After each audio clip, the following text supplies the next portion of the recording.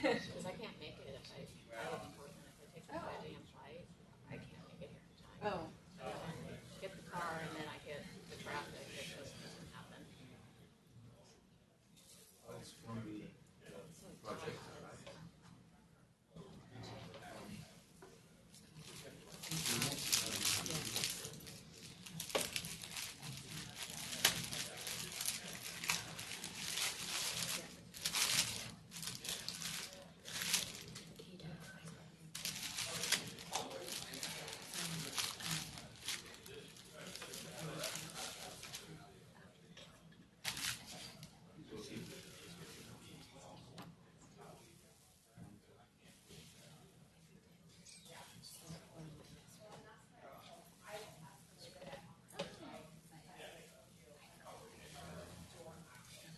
No, but I run marathons.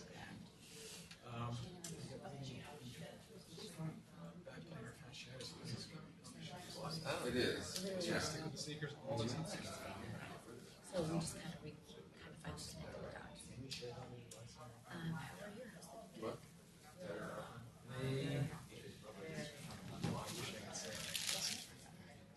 It used to, yes, but not.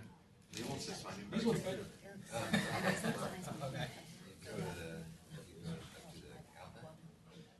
So there, no. There's running stores.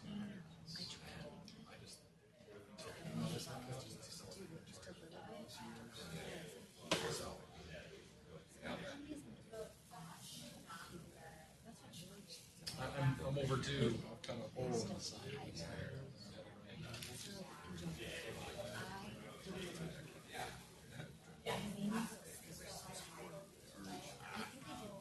I know go to Warner and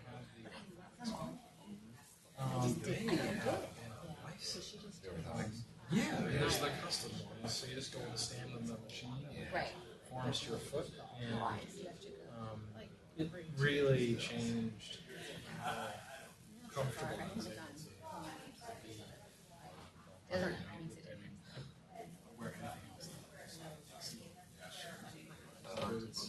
else. Everything I use. Oh, the thing's black. I take half my time taking off mascara after. Oh, trust me. Yeah. It's really good though. Yeah, it's amazing. It makes me feel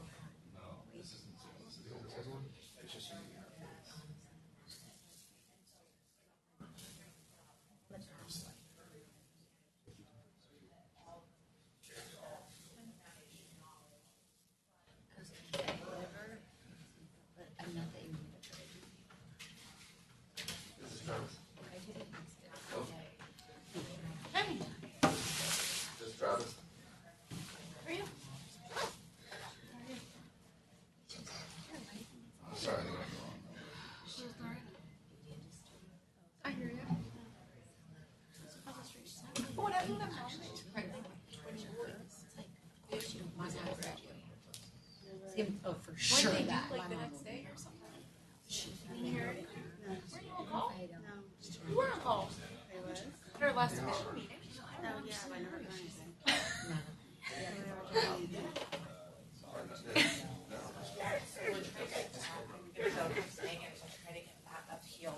I got 2 Hail Marys from the PICU yesterday. I was like, I'm seeing it tomorrow at school. Oh, you got 2? Yeah, they're Hail Marys. They're like, they're dying. We don't know what's wrong with them. We're sent to lymphocyte subsets. One of them had positive track screening, but then her pH was 45%. Positive? You mean It was 27. It was back in 2015. Andrew Parker. Yeah. It's just like a 30-year-old. It's just like,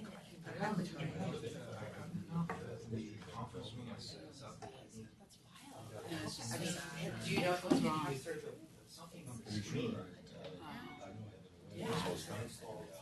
It's a conference thing. Charlie and I were talking about, you know, obviously a monoclonal antibody takes a little bit longer to get ramped up in the system. So, you know, we were obviously trying to Extracellular for other reasons, but it, you know, it takes a little, you know, Right. longer, but it takes a little longer to get like steady state. And so that's where I was like, I'm not sure if that's the best. Well, you can use through here for sure. Yeah. It's a matter of whether it gets you composed. Yeah. Oh, that's smart. Yeah, That's that was smart.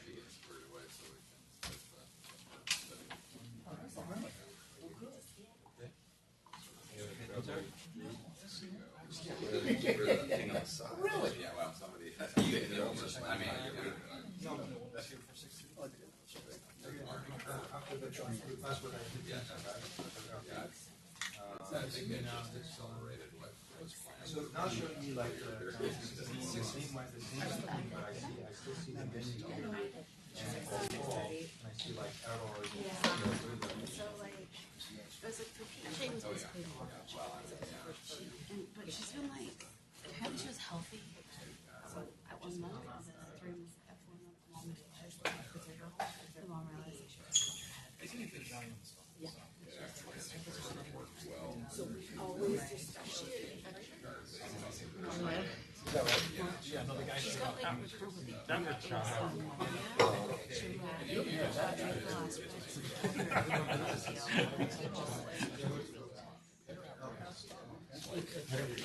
Alice, this is yours? I don't know what's in here, but it's yours. substantial. Here you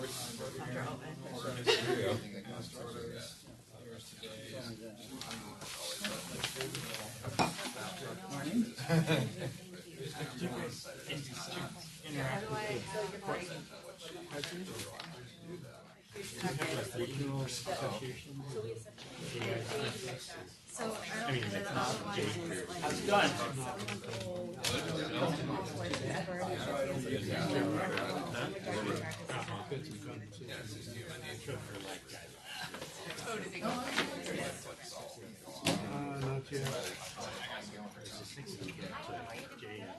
All right, is everybody?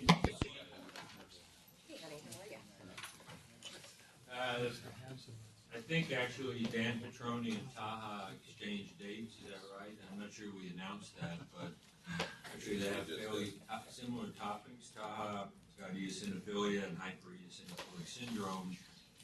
Probably about, supposed to be a month from now, and Dan was going to be the speaker today on eosinophilic esophagitis, so I presume you left that part of it out of your presentation. Or we'll, since we forget in a day or two, it's good if we hear it twice anyway. So, I don't have any other announcements. Anybody else in the room have any announcements for us? Otherwise, we'll go ahead and get started.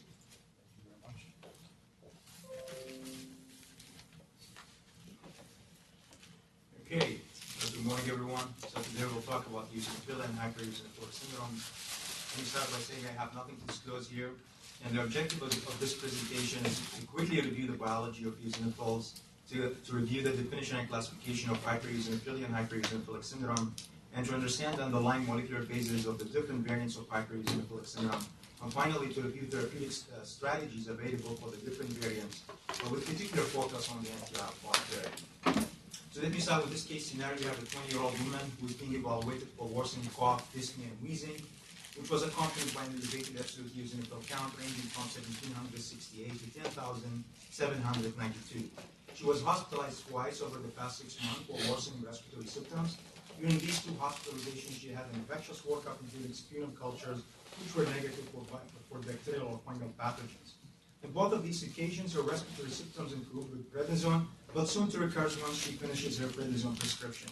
Because of her respiratory symptoms, she had pulmonary evaluation, including a chest CT, which showed mild bronchiectasis with bilateral scatter ground glass opacities, and she had a pulmonary function test which showed decreased FEV1, 52% of predicted, with 15% improvement with albuterol, indicating a moderate reversible airway obstruction. And the question, how can we evaluate and treat this patient? So to review the eosinophil biology, I just made this illustration. So let me go into the different parts of this schematic drawing. So here we have the epithelium, and I specifically selected the GI epithelium, and for one reason is that we do see eosinophils in the normal physiological state in the GI tract. Beneath the epithelium, we have the submucosa, and here we have our regional lymph nodes or mucosal associated lymph nodes. We have a blood vessel here, and we have our bone marrow. So let's deploy our player here. So here in the lymph node, we have the naive T cells ready, waiting for signals to differentiate into the different effector cells. We also have the professional antigen-presenting cells and dendritic cells. And most of the time, the mucosal immunity is biased toward the tolerance, hence we see regulatory T cells. And we also see in the submucosal an innate lymphoid cell type 2 with its ST2 receptor. This is the receptor for the IL-33. And also, under normal physiological state, we see eosinophils. In the bone marrow, we have our stem cells.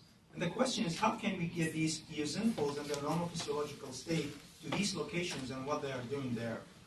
So in the normal physiological state, the GI epithelial cells, most often in response to some sort of luminal antigen, produces IL-33. And also, an IL-33 work on the innate lymphoid cells, stimulating these cells. Moreover, these cells are able to respond to vasoactive intestinal peptide, which is released in the GI tract in response to food ingestion. And then innate lymphoid cells will now make IL-5 and IL-13. IL-33 and IL-5 will go to the circulation, will go to the bone marrow, and will instruct the stem cells to differentiate into eosinophils. So let's take a closer look into the development of eosinophils in the bone marrow. And I do think that using the piano analogy is helpful. So I want you to think about the piano key as like transcription factors and the cytokines as the musical notes. So here we go. The pianos receive the first musical notes, that's IL-3 and granulocyte, monocyte, CSF, clone-stimulating factors, and the pianist will press the following keys. That's GATA1, GATA2, friend of GATA1, PU1, and CEBP A or alpha. And when we press these keys, we get our common myeloid progenitor. Now, the pianist receives one more node, that's IL-33 and IL-5, and what the pianist will do, will stop pressing on friend of GATA1, and this will give rise to the eosinophil progenitor. And at least what we think in mice is that the IL-33 work on ST2 receptor on the eosinophil progenitor, inducing the expressions of IL-5, and then IL-5 receptor, and then the IL-5 will work on the IL-5 receptor, and this will give further instructions for eosinophil development. So what happened here is that we need other transcription factors. So the pianist will press now XBP1, and this will participates in the formation of granules, like granulopoiesis. So here we see now we have more mature eosinophils emerging, and then at the ends we have other transcription factors like halos and halos being involved, and then we have a more mature eosinophils emerge. Now, once the eosinophils are developed, they will exit the bone marrow. However, I just want to I want you to pay attention to this process, because this process is again dependent on IL-5. So IL-5 not only instructs the development of eosinophil, but also is involved in the egress of eosinophils from the bone marrow to the bloodstream.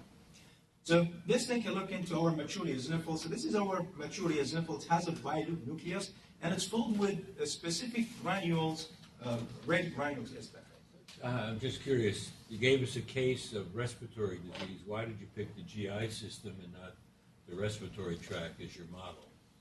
I mean, we can pick either way, just the GI model is more complicated, so I thought of using the GI model to be more inclusive than the respiratory. And we have more data from the GI model than from the respiratory model, so that's why I picked up this system. Okay, going over the eosinophils, so this is our mature eosinophils. It has a bi-loop nucleus. It's filled with red granules, or the specific granules, and that's why the name of eosinophils.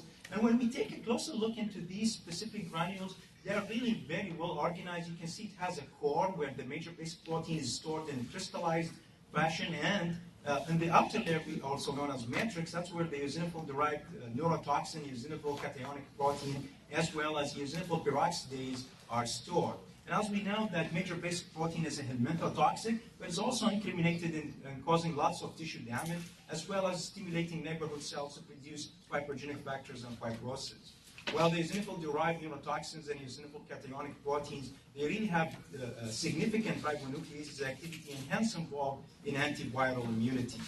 Eosinophils also has the eosinophil peroxidase and can generate an oxidative burst just like neutrophils, which can participate in killing of extracellular organisms as well in causing tissue damage.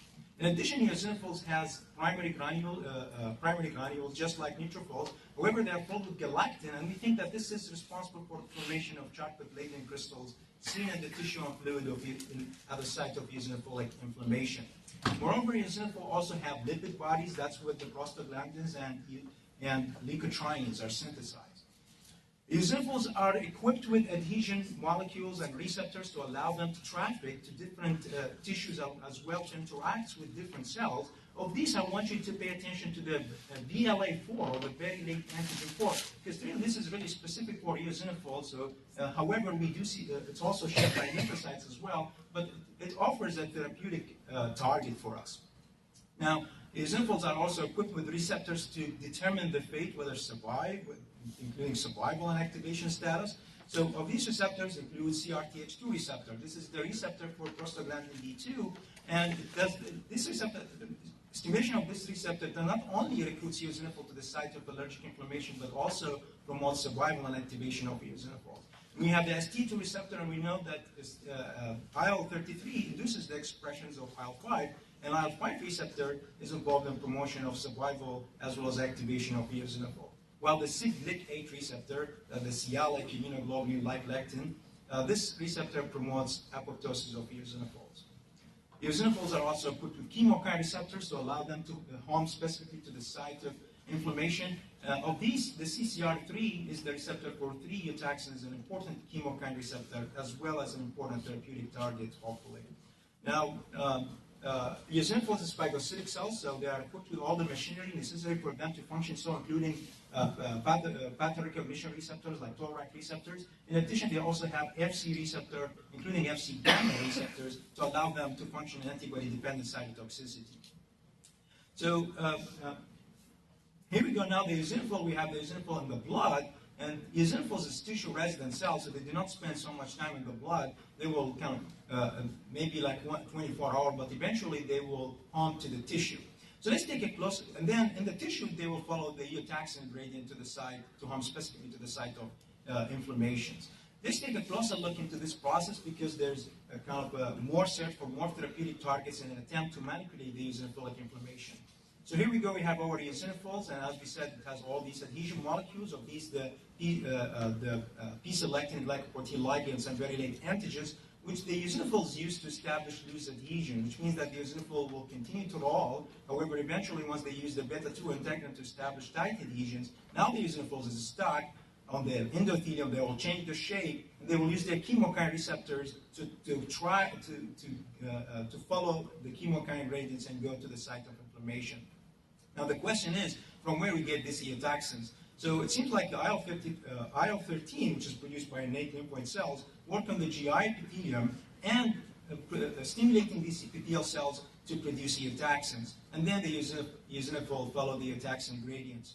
We know that the eosinophils, once in the tissue, their existence will be dependent on balance between survival signals promoted like by IL-5 and apoptotic signals promoted by cortisols and other apoptotic stimuli.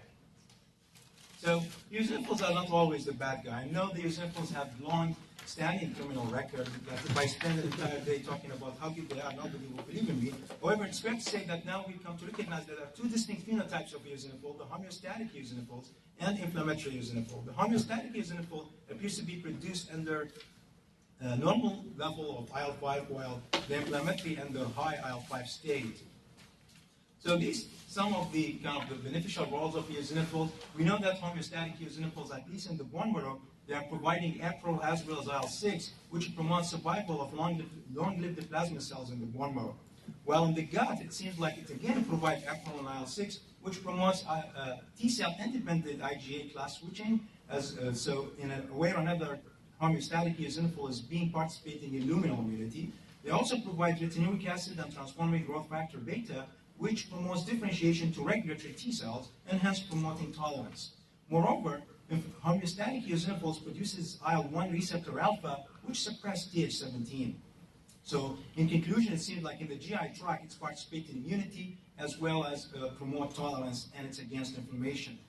In the lung, it seems like homeostatic eosinophil suppress Th2 inflammation, which is counterintuitive in what we think all the time about eosinophil being part of the Th2 inflammation. Now, in the adipose tissue, eosinophils promote formation of beige fat, which is protective against both diabetes and obesity. And again, we do see eosinophils in the normal state in the endometrium, and it seems like it's participated, at least in mice, in preparation of the uterus for pregnancy, as well as eosinophils we see in mammary glands, and it seems like it's involved in mammary gland development.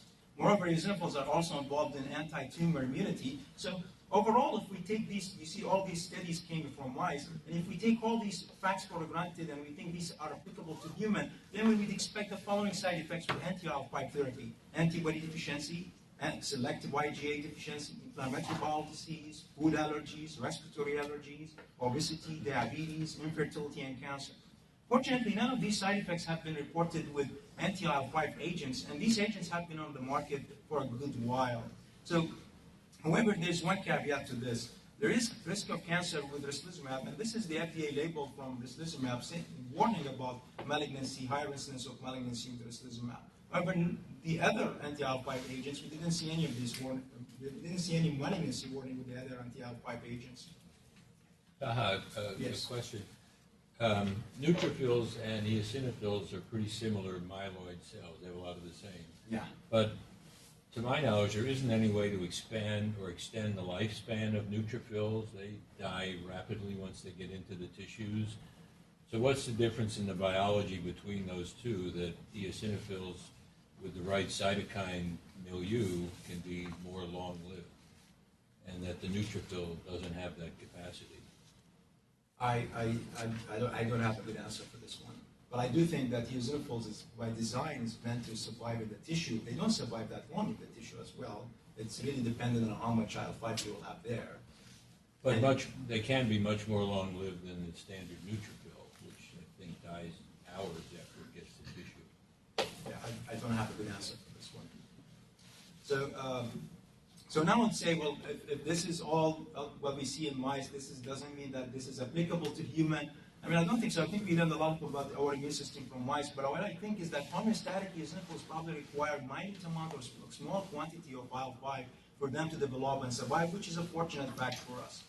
Now, let's turn to the inflammatory eosinophils, and these are the inflammatory eosinophils that we think are participating in immunity against extracellular pathogens. They are able to perform phagocytosis and antigen presentation. So eosinophils is a phagocytic cell by design, so they have all the phagocytic receptors that allow them to recognize microbes. So here we go, it has the complement receptors here, being able to recognize microbes. Will engulf these microbes, and then we'll use the specific granular protein, like major basic protein, to digest these microbes.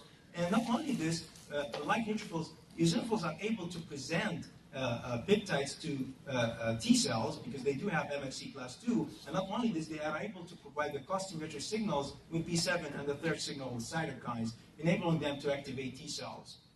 Now, eosinophils are also capable of extracellular killing, including antibody-dependent cell-mediated cytotoxicity. So we have antibodies bind to strongyloides. The eosinophil will use their Fc gamma receptors, and then what they will do is that they will release degranulates. However, unlike mast cells, when they degranulate, they open their bag and through everything.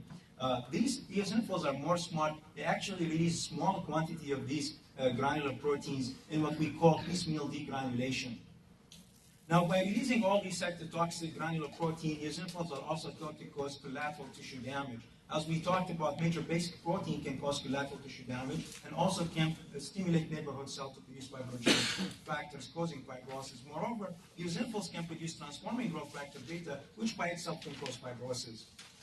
Now, if this is not enough, let's take a look about other ways eosinophils can achieve extracellular killing. So here we go. This eosinophils are dropping these what we call DNA traps. And these are composed of mitochondrial DNA impregnated with all this cytotoxic granular protein functioning as traps for extracellular pathogens.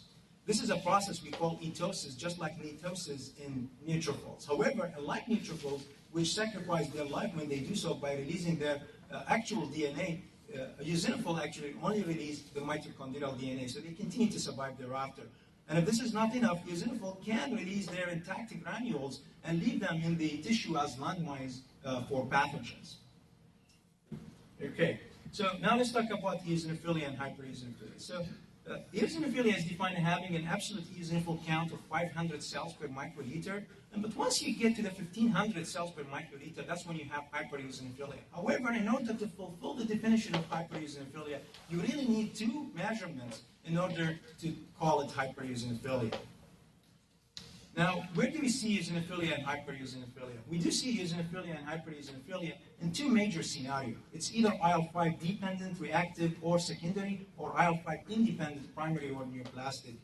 We do see IL-5 dependent in two major scenarios as well, either Th2 inflammation, or if you have an aberrant T-cell clone producing IL-5.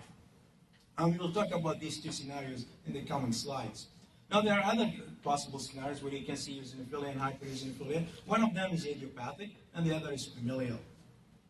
Now, there are other causes for eosinophilia or hypereosinophilia, although this is less well characterized in the classification of hypereosinophilia and hypereosinophilic syndrome, things like decreased apoptotic signals. So we know that eosinophilia is an associated finding of diseases like Edison disease because they don't have cortisol, and we said that cortisol promotes apoptosis of eosinophil.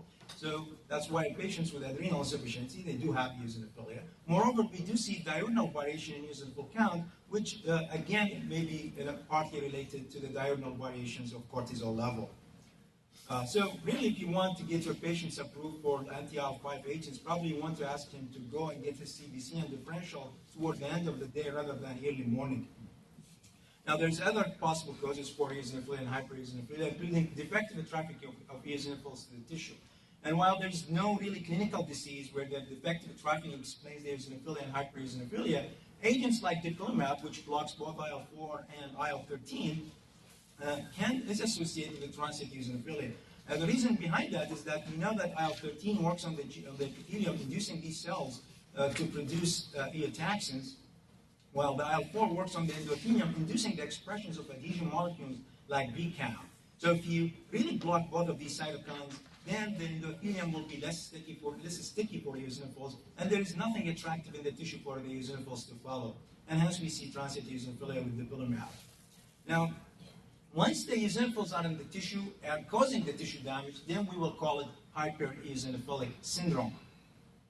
Now, speaking of tissue damage, when we look into the frequency of end organ involvements in patients with hypereosinophilic syndrome, we can see that the skin, lungs, and GI tracts are the most commonly affected organs, which makes sense. The skin is the largest organ, so probably will get the hit, while the pulmonary and GI tracts both have eosinophils at baseline, so when you have more eosinophils in the blood, they are more likely to be affected.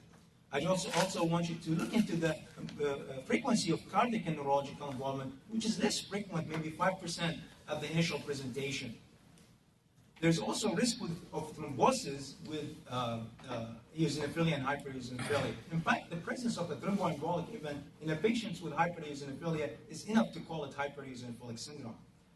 And the reason behind this thrombosis, we think, is that eosinophils has the ability to interact with the platelets, activating platelets. Moreover, there's so much tissue factor in the specific granules, especially at the hypereosinophilic state, which we can't understand why, but we see higher expressions of tissue factor in the specific granules in patients with hypereosinophilic syndrome.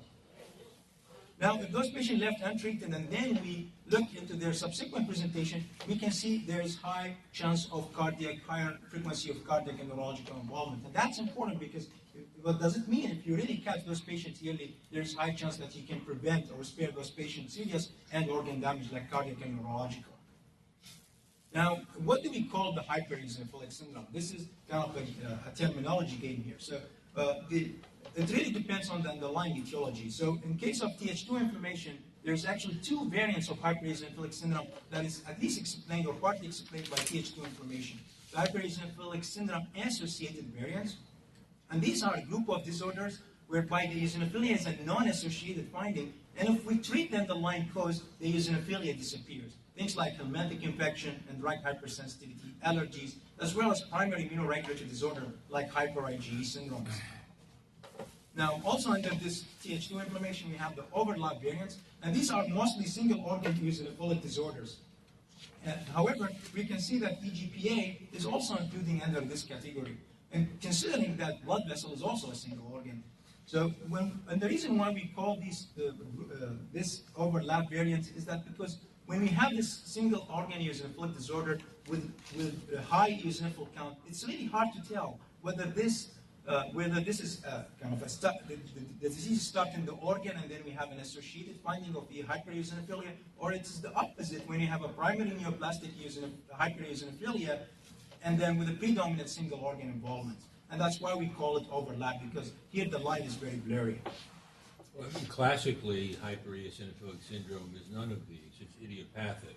You don't have a disease to explain the chronic hypereosinophilia. Yeah, actually, I mean, that's what initially was thought. However, now we know that idiopathic is actually the most common cause of unexplained hypereosinophilia. That's correct. But it's not. But now, like, there is more classification. In fact, there is now ongoing debate on how to reclassify these disorders. Now, in terms of aberrant T-cell clone, this is the underlying molecular basis for lymphocytic variant hypereosinophilic syndrome. It also explains the Glyke syndrome or episodic angioedema eosinophilia syndrome. Now, in terms of IL-5 independent primary or neoplastic, this is the underlying molecular basis for myeloid variant hypereosinophilic syndrome. As far as idiopathic, we will just call it idiopathic and familial hypereosinophilic syndrome. Now, looking into the prevalence of hypereosinophilic syndrome, you can see that idiopathic is the most common, prevalent hypereosinophilic syndrome variant, followed by overlap and associated. And when we look into the associated variant, the most common cause for associated hypereosinophilic syndrome is helminthic infection, followed by neoplasms and allergies. Now, as far as myeloid variants and lymphocytic variants, these are less frequent. However, these are the two variants that need to be recognized because treatment for them is really different. As far as familial, this is an extremely, extremely rare variant. In fact, it's only described in one extended family by Grumman and IH. Okay, so let's talk about the Th2 information, as it's the underlying molecular basis for two variants of hypereosinophilic syndrome associated and overlap. So we see under normal circumstances, we have the IL-53 working on naked itself, making IL-3, IL-15, and IL-5, and we have homeostatic eosinophils under normal physiological state. We also have the professional dendritic cells. And as we said, in the normal physiological state, the mucosal immunity is biased toward tolerance. So here we go, the dendritic cells will go to the regional lymph nodes, and most of the time will bring regulatory T cells. Now, however, if you have some sort of epithelial insult, whether because of a virus, allergen, or helminthic infection, then there will be release of more of IL-33. In addition, there will be also release of other epithelial cytokines like TSLP and IL-25. And these cytokines collectively are known as alarmins. And what they will do, they will alarm the dendritic cells and now task them with another different task, that is to go to the lymph node and now bring Th2. However, if this epithelial injury is not persistent, we have the regulatory T cells, and hopefully they can rescue and stop the scene here. So the regular T cells, like the policeman of the immune system, they will go here to the Th2 and they will give the Th2 a ticket, and the ticket includes that they will take ortho IL-2, they take all the co-stimulatory signals, and they will make IL-10 for every time the Th2 makes IL-4, and eventually the Th2 will retrieve and disappear.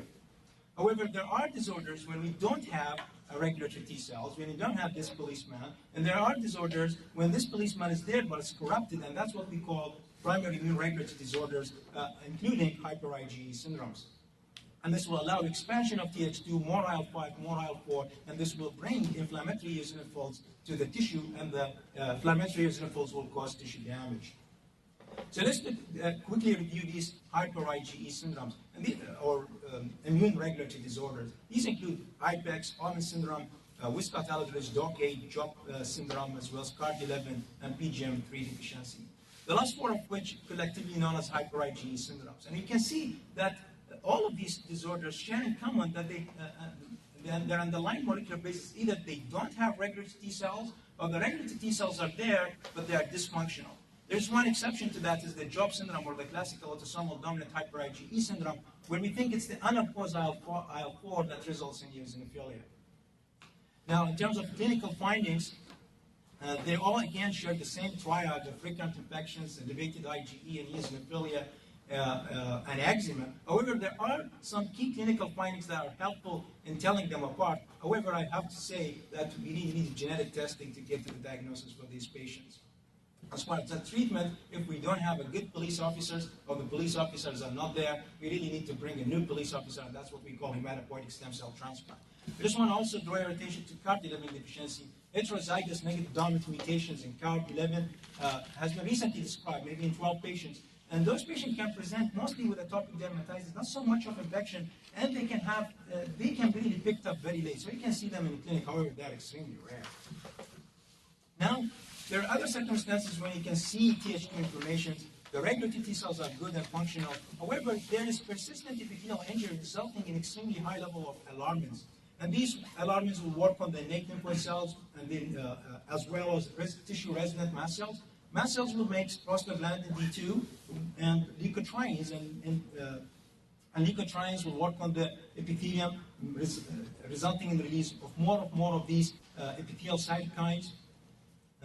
Moreover, the presence of these alarmins again will alarm the dendritic cells to go and bring Th2, and then the Th2, some of these Th2 stays in the lymph node, go to the circulations and join the site of inflammations, and some of the other Th2 will stay in the lymph node and provide help to the B cells to switch to IgE, and now the B cells will make IgE, and this IgE will go to the blood and will be bound to mast cells, and providing mast cells with yet another way of being activated.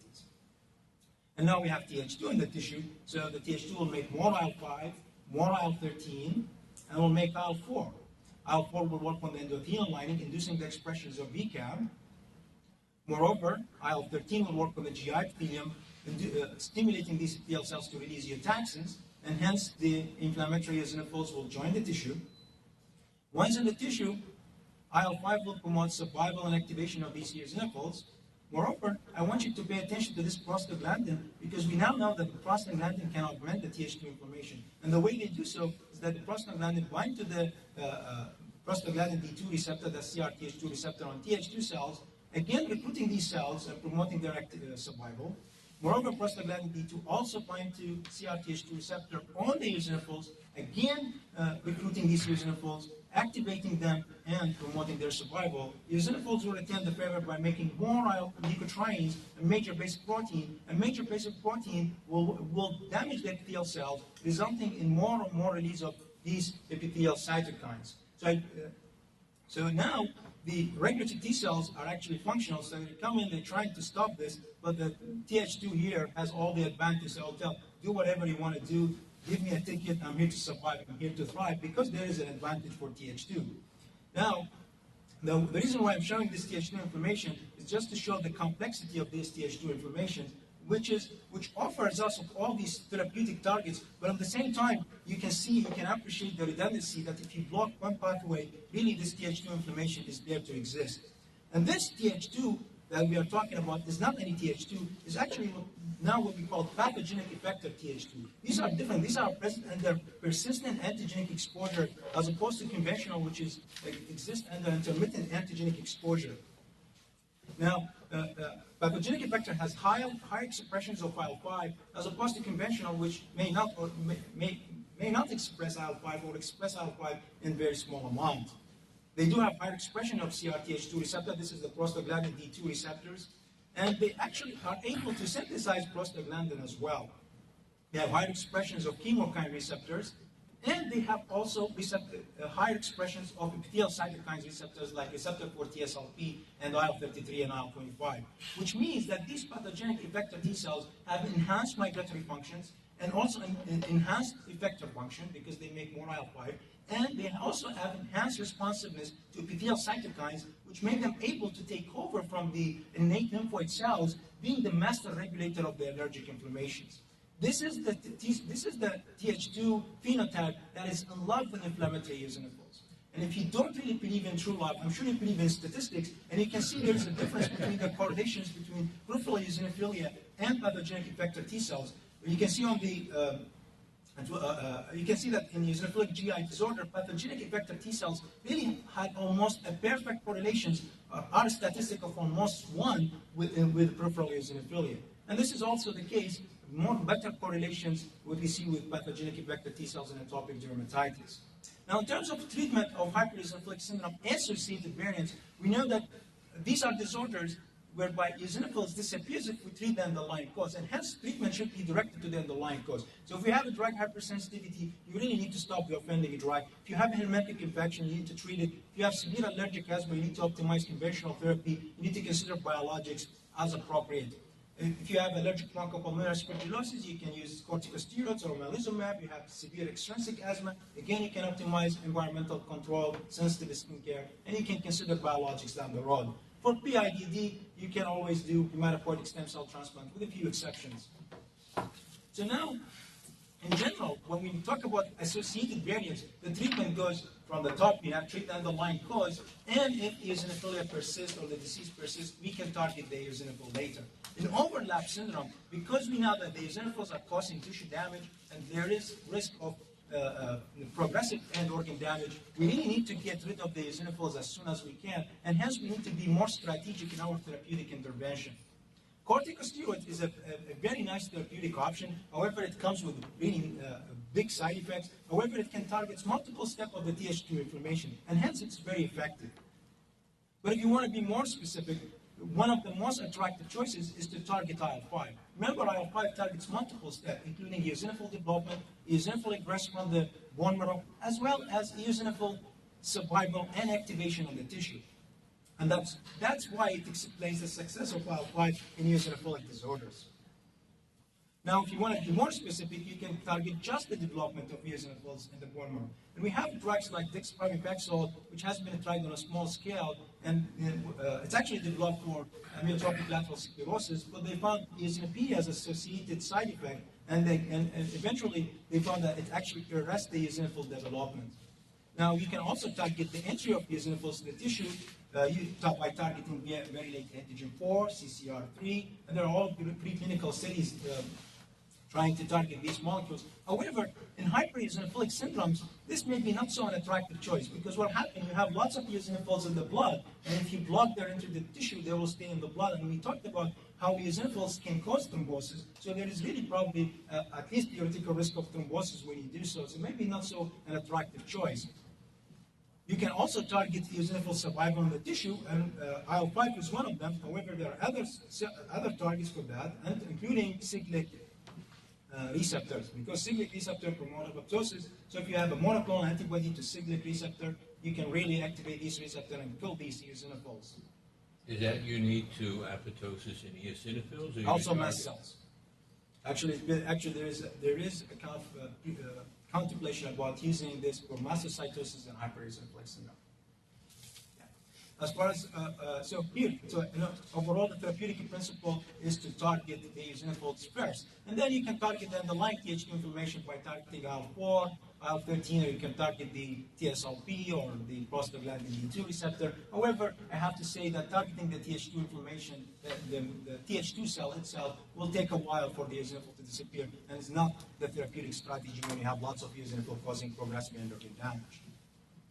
So, looking into response to corticosteroids and anti-IL-5 therapy in overlap syndromes, and we can see like here, most of the studies divide EGPA from single organ eosinophilic disorders, which makes sense. But here we can see that both of the overlap variant in general is very responsive to corticosteroids.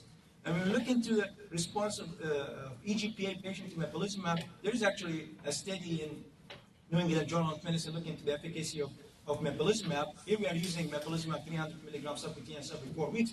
And what they do is that using mepolizumab will result in higher chance of remission. 50% achieve remission. And of those who achieve remission, there is less likelihood of relapse. We observe this effect mostly in patients with absolute eosinophil count of 150. And this is looking into people with a refractory or relapsing EGPA. As far as the single organ eosinophilic disorder, mepolizumab appears to be effective. However, we are using here a 750 milligram IV dose. Okay, moving from the Th2 inflammation to the aberrant T cell clone, this is the underlying molecular basis for the lymphocytic variant hypereosinophilic syndrome. And when we see here, you have an abnormal clone of T cells making IL-4 and IL-5. And this is equally driving the eosinophilia and the process in general. Now, this is equally frequent in men and women. And this is an important distinction from the myeloid variant, which tends to be more common in men. They do have higher prevalence of cutaneous and soft tissue manifestations, and I really have no explanation as why those patients have predilections for cutaneous manifestation, but probably this clone of T cell is hanging in the skin and bringing the eosinophils there after them. They do have elevated serum IgE and elevated TARC, that's the thymosin activation regulated chemokine, and are useful clinical biomarkers. And however, we know that TARC is not specific for lymphocytic variants. In fact, it's seen with any Th2 inflammation. And we thought that the IL-4 is working on Langerhans cells and kind of stimulating these cells to make this chemokine. However, in patients with lymphocytic variant hypereosinophilic syndrome, we really see a strikingly very high level of TARC. However, there is no commercial lab that can do this test as well. Now, in order to make a diagnosis, we need to show the clonality, so we need to do T-cell receptor rearrangement studies. In addition, we need to show the abnormal phenotype with T-cell immunophenotyping. The most common abnormal T-cell immunophenotyping is CD3 negative, CD4 positive T-cells. Now, as a quick trick to look into this phenotype, if you combine the CD4 and CD8 and they come up more than the CD3, there is a chance you are harboring this abnormal phenotype. There is a chance of progression to overt lymphoma and leukemia in these patients, which can complicate the clinical course for those patients with frequent visits and frequent laboratory monitoring. Now, when you look into the response to prednisone and response to mepolizumab, those patients do respond to corticosteroids, but unfortunately they will require high dose for extended period of time, which is not so feasible, and hence having a second agent is always necessary. And we look at the use of mepolizumab, which is here, the results from the compassionate care program. You can see that it's also responsive to anti-IL-5 therapy. However, for those patients who responded to corticosteroids, and then we use mepolizumab high dose as a steroid-sparing agent, most of them were able to taper their prednisone dose to less than 10 milligrams. So maybe the best kind of approach to this patient is to control them with prednisone and then use mepolizumab as a steroid-sparing agent. Now, I want to caution you here that you really don't want to miss a cutaneous T-cell lymphoma in those patients. Hence, you really need to get a skin biopsy before concluding on this diagnosis. Now, a subvariant of the lymphocytic variant hypereosinophilic syndrome is the Gleich syndrome, which was first described by Gleich and reported in the NAJM in 1984. And those patients have cyclic episodes of angioedema and urticaria happening every month, associated with a rise in cytokine level of IL-5 and eosinophilia. They do have elevated IgM, and I have no explanation why they do have elevated IgM, but they also have a clone of abnormal T cells.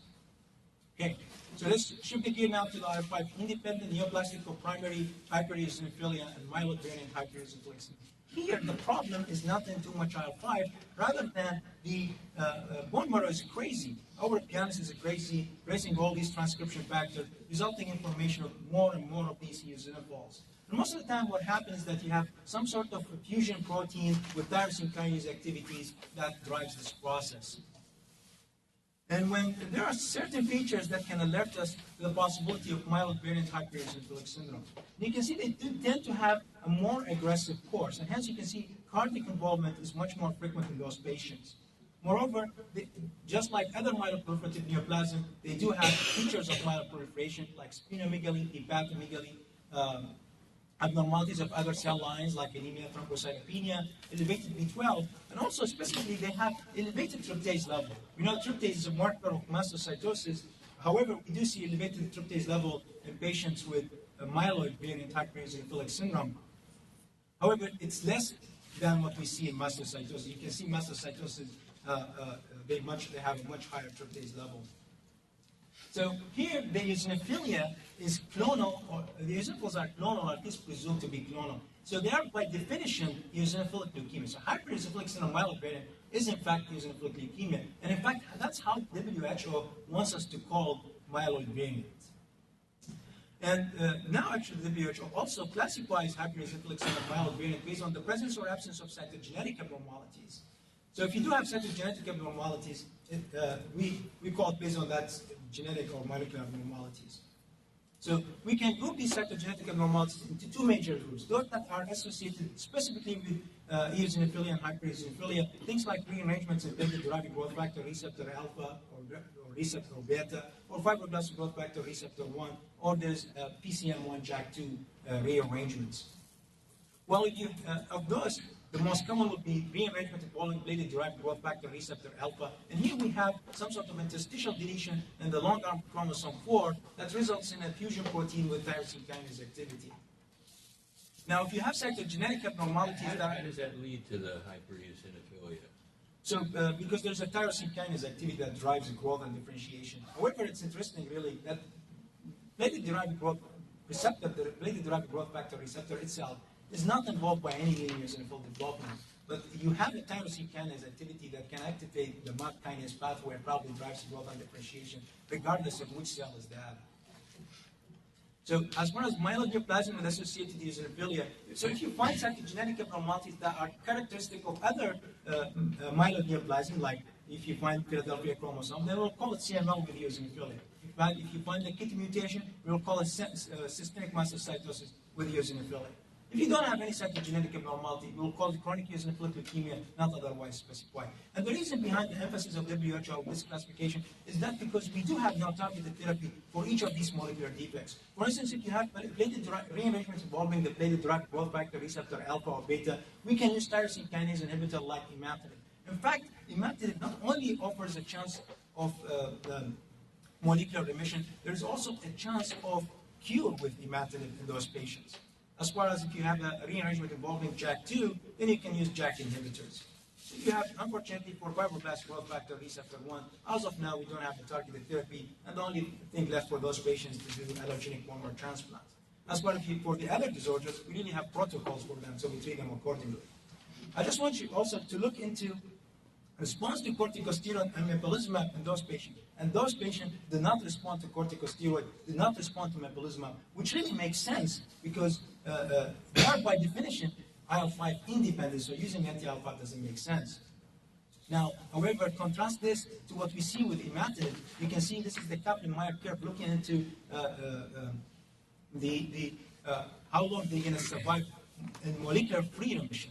So, and you can see that with imatinib, there is really a chance of cure, meaning like you will be molecular remission without imatinib.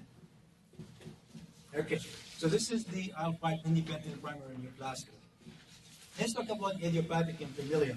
And when we talk about familial hypereosinophilic syndrome, this is really an extremely rare variant. It has been described in an extended family by a group in NIH, and the transmission in this family was autosomal dominant and mapped to chromosome 5. This is a cluster of cytokines in this area. However, there is no abnormal expression of cytokines in those patients. And most affected family members remain asymptomatic, so they just have hypereosinophilia. However, few of these family members did have some end organ damage, including cardiac fibrosis. As far as the idiopathic hypereosinophilic syndrome, I mean, really, this is the most common variant of hypereosinophilic syndrome. 50% of patients with unexplained hypereosinophilia will be eventually categorized as having idiopathic. So really, if I want to give the fair share for this variant, I just need to mention this variant and then pause like 5 minutes. So, however, when we look into idiopathic, fortunately, those patients did respond to corticosteroids and did respond to mepolizumab. Okay, so if you want to summarize the response to prednisone, response to mepolizumab, I just want to show you that the variant predicts responsiveness to corticosteroids and also predict responsiveness to mepolizumab. In fact, when you look into these two graphs, they almost look similar. And what that means is that responsiveness to corticosteroids predicts responsiveness to mepolizumab. And in fact, when we looked about what are the predictors for response to mepolizumab in those patients with hypereosinophilic syndrome, we know that the variants and glucocorticoid responsiveness are predictors. In addition, the absolute eosinophil count and pretreatment level of IL-5 and IL-33 were predictors for response, and also pulmonary involvement is a predictor for response to mepolizumab. Moreover, those patients who were treated with mepolizumab had lower rate of disease flare and were able to be on less medication. Now, for those who responded to corticosteroids, when we give them, so those who were able to get their disease under control with corticosteroid, and then we use mepolizumab as a steroid-sparing agent, 85% of them were able to taper their prednisone to less than 10 milligram, and 50% of them were able to completely be off prednisone. So using mepolizumab in patients who are responsive to corticosteroid is really, really effective. Now, some other therapeutic options in the pipeline, including benralizumab. And really it will be interesting to see the results of benralizumab. And as we know that benralizumab should be viewed as eosinophilic toxic medication because it binds to the IL-5 receptor and kills the eosinophil. And as we saw in the eosinophil development, that the IL-5 receptor is actually in the eosinophil progenitor, so it can kill even the eosinophil progenitors. This study has not been started yet. This study is also meant to exclude EGPA patients as well as myeloid variant, platelet-derived growth factor rearrangements, myeloid variant hypereosinophilic syndrome. Now, other therapeutic options include the dexpramipexole. We talked about that. This is a medication which was designed for amyotrophic lateral sclerosis. However, they found neutropenia as a side effect, and it seems to also work for hypereosinophilic syndrome, especially the overlap and idiopathic. And also some patients with the lymphocytic variant also responded to this dexpramipexole. However, the endpoint was only a 50% reduction of the initial prednisone dose. Now the question, so we know now all these variants, and we know that treatment is different. So the question is, how can we tell them apart in order to offer them the right treatment? And that's really the biggest question. And I think that having an algorithmic approach is really useful. I use this algorithm, I kind of aggregated from a couple of review articles, and it really worked during my first year of fellowship. So I thought of sharing this algorithm with you. So let's go back to our patient. So our patient has respiratory symptoms and has elevated eosinophil count. She also has some sort of parenchymal lung involvement based on her CAT scan, and she has also reversible obstructive pathology in the lung. So this is our algorithm. So that's this patient. The first thing is you really need to, if your patient fits the definition of hypereosinophilia. And as we said, the patient needs 2 measurements of an absolute eosinophil count of 1500ths and above. And our patient does have 2 measurements, so she fulfills the definition of hypereosinophilia. The second part of this evaluation is to look for end organ damage. And this is the patient who really required detailed history, physical exam. This is the patient that you really need to obtain a detailed review of system, not the patient who has a bee sting with local swelling 10 years ago.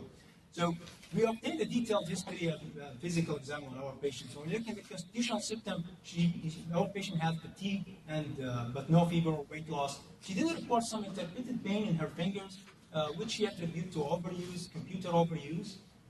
And she wasn't sure whether this is tingling or pain. As far as cardiovascular, really nothing other than the dyspnea. In terms of pulmonary symptoms, she has dyspnea, dry cough, and wheezing. In addition, she also reported intermittent nasal congestion, which she attributed that to possible hay fever. In terms of gastrointestinal symptoms, she reported intermittent abdominal pain, which she said this is normal for her. No musculoskeletal symptom or genitourinary symptoms. In terms of dermatological review of system, she did report transient hive 1 month ago, which resolved without treatments. In terms of her other past medical history, she had a history of pneumonia at age 9, which required hospitalization. In terms of social history, she has no history of travel outside the United States, neither remote nor recent. And she does have a capped home. She's not taking any medication except for inhaled corticosteroid, which was prescribed for the pulmonary symptoms.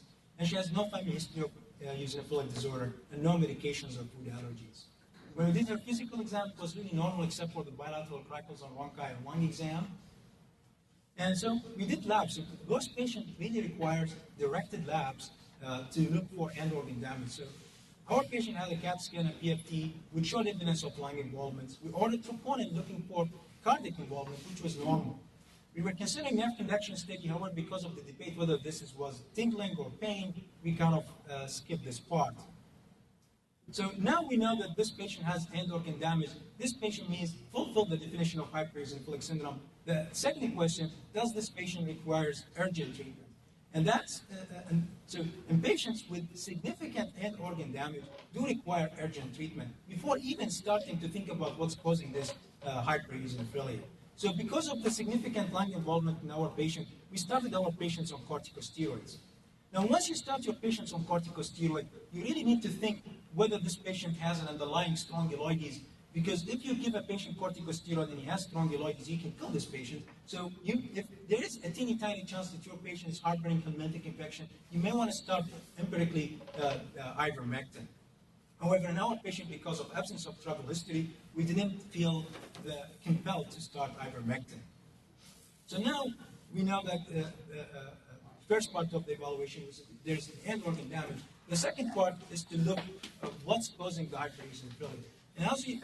And because as we saw in the we discussed that myeloid variant is the more aggressive variant, and this is the variant that does not respond to the therapy that we use in our clinic, like corticosteroids and anti-IL-5 therapy. So we really need to rule them out early and send them for hematological evaluation if they do have any warning signs for myeloproliferative neoplasm. Things like poor response to glucocorticoid, splenomegaly, hepatomegaly, abnormal blood film if you have myeloid precursors in the blood film, anemia or thrombocytopenia, elevated tryptase or B12. So when we look into our patients, we carefully reviewed her CBC and differential, and she really has no abnormalities in the other cell lines. We carefully reviewed her blood film, and she has no myeloid precursors in the blood film. We ordered B12 and tryptase, and we're both normal. So we didn't feel the necessity to send this patient urgently for hematological evaluation. And that's moved us to the next step to look for associated variants. And this is where I think that the allergists are getting more involved in. And those patient-associated variants mostly have elevated IgE, not all of them, but most of them. However, the patient's IgE level was normal. So we need to take every single disease at a time. So we looked, is there a helmintic infection? And there was no travel history. However, we did strongyloides and toxic serology, and both were normal. Is there a drug hypersensitivity? She's not taking any prescription, nor any non-prescription medications, which makes this unlikely. Now, could this patient has allergic asthma? Well, I mean, she has a reversible airway obstruction, and allergic asthma is a possibility. However, allergic asthma will not explain the parenchymal line findings and will not explain the rapid progression over a 6-month period. Could this be allergic bronchopulmonary aspergillosis? That's a plausible diagnosis, especially in the presence of mild bronchiectasis and bilateral ground glass opacities. So we did some immunocap and it was negative for aspergillus. Could this a primary immunodeficiency disorder?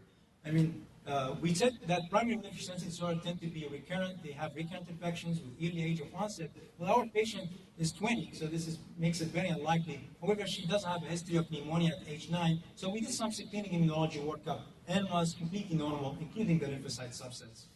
So this moved us to whether she does have a lymphocytic variant hypereosinophilic syndrome.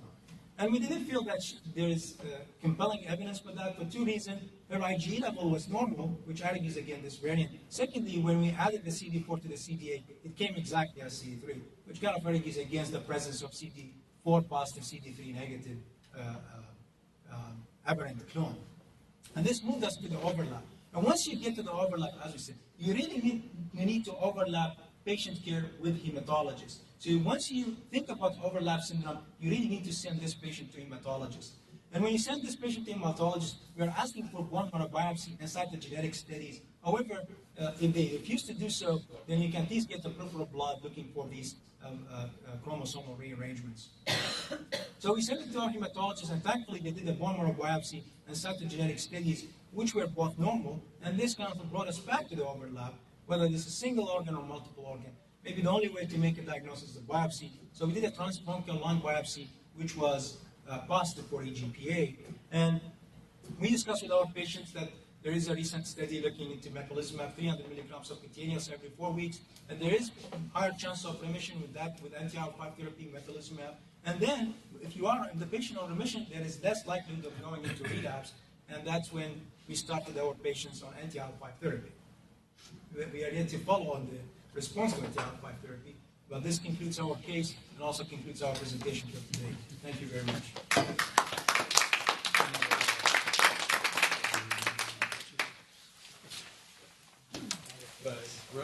Brilliant graphics. Could you say that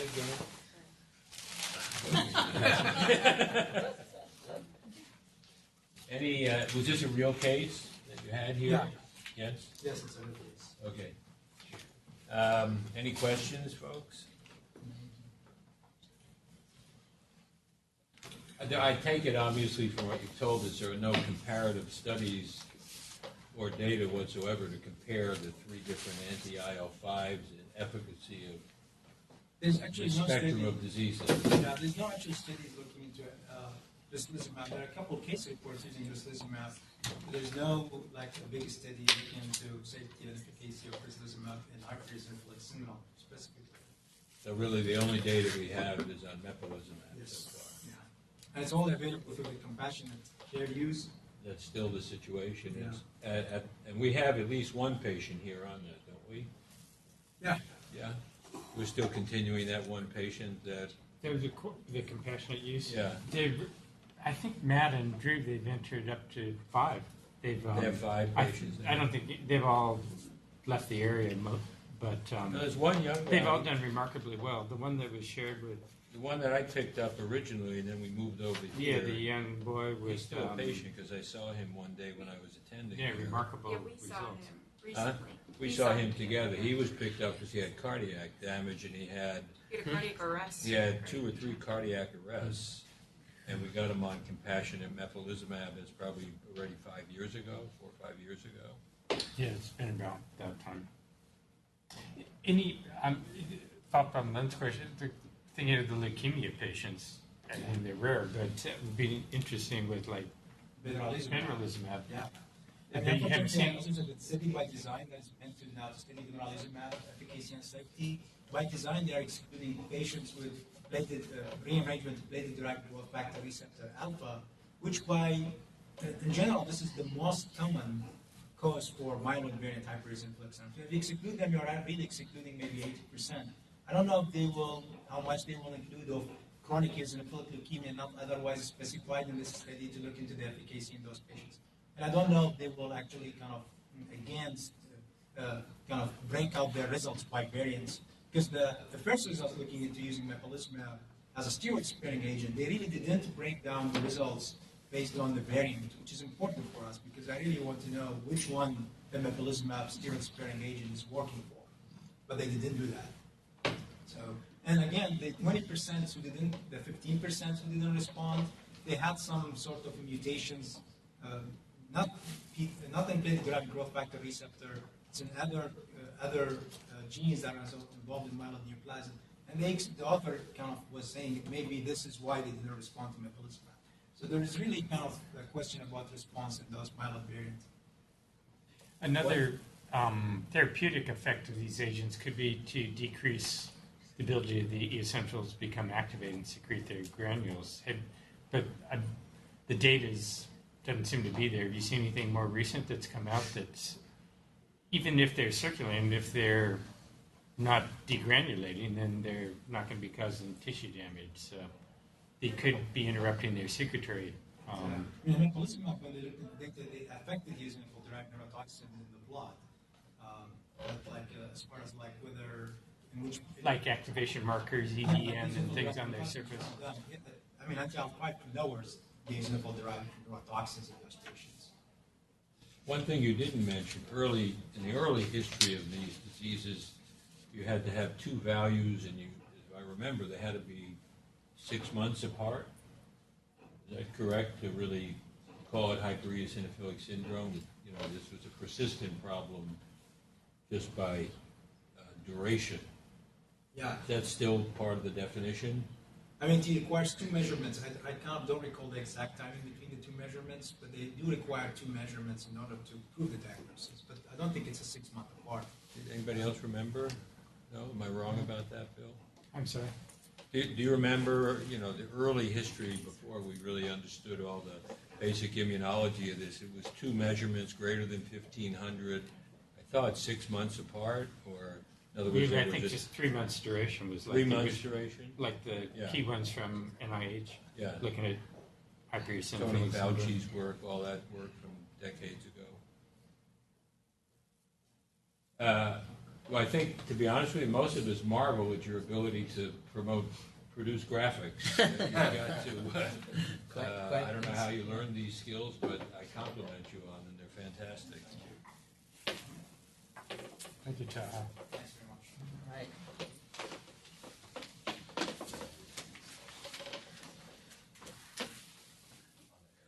Beautiful job. Thank you.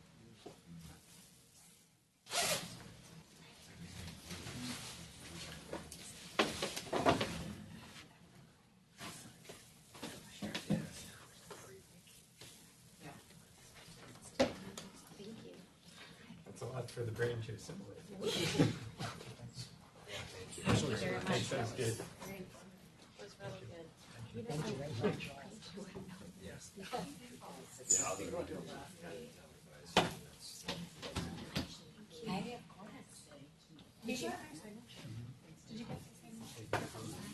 No, for breakfast. Do you have any updates from your VC work? I'm hearing things on my end.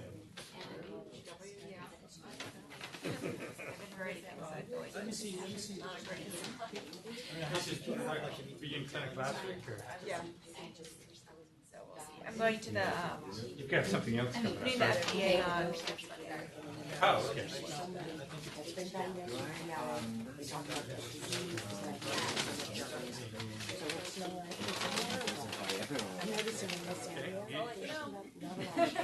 Who's the chief there now?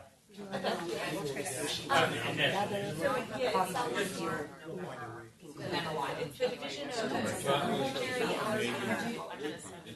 Is that one chapter?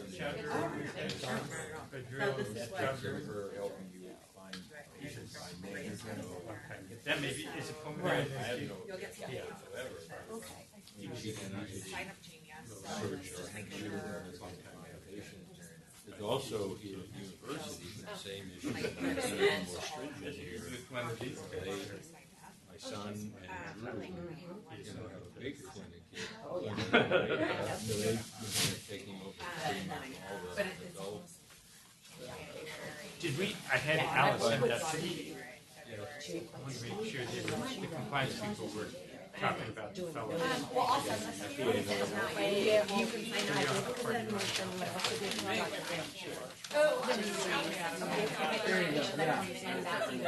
What type of treatment they're interested in, Yeah, or just for the whole thing. Because I think some of them had, that's an I think it was mainly. instead of soliciting. But I can't speak to that.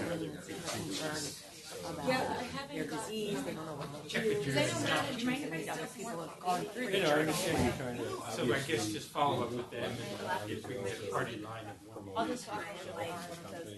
Okay, yeah. So, I personally can't help it. I don't. No. It's not just a overall big part of my practice. one But, day, I just 3 to 5 different program grades. them, and Just more eyes looking you at know, I don't it. think If we're down to one. either of those people Well, if I can call them, review actually. So, The most they and I can wouldn't have is expect. you say to Yeah, him, talk you to say to maybe Steve, you say to follow Megan, up on if you're willing. Alan Henderson, what after clinic with Information Taha. that patients in the practice and give them a mechanism Well, what you to mean, somehow learn it. More than that, I don't know what to say. No, and I think that's fantastic. I know that Megan has a lot on her plate, and I didn't want to encroach on her in regards to that, but I definitely will reach out to her. Maybe I'll stop by today, and I will definitely, you, Deb, Drew, and Matt, and If you go on the catering side, tremendous if you number. go on the catering But I side, also all know these that, center you know. children are on there too. It's a big change. It used to be that all of this was the children. Oh, I know. I know. And And then when I told her story, she was, you know, when we met, I said, how many patients? Yeah. So easy. Literally, because it saves your card info too. So I just go pre-order. And what we're doing is transitioning those patients to Drew and Matt There's another if they have other comorbidities. If they have just strictly PI, and I've been seeing them, she'll continue, but otherwise, they'll go because Matt and Drew have more of the resources and the capabilities to address all the issues. But I mean, Well, the patients are adults also, and children doesn't like to continue to take care of adults. no, absolutely. And also, I mean, they're well recognized, both Drew and Matt, in the community, but it's also, you can see how busy they're becoming when you try to get in to see them. Can you save up one from Melissa? All right, guys, all those of you in the back follow. I got some Yeah. cute pictures of Emily. Oh, you did? Oh, yeah. She sent me Oh some my too. God, I she's know. so cute. She's very cute. All right, He take doesn't- care. You He's know, actually, I'm retired. not in the office at all this week. I have another business trip. The next day I'm working is next Monday in our Everett location. Okay to stop in there? I have, I'm Todd with Novartis. I'm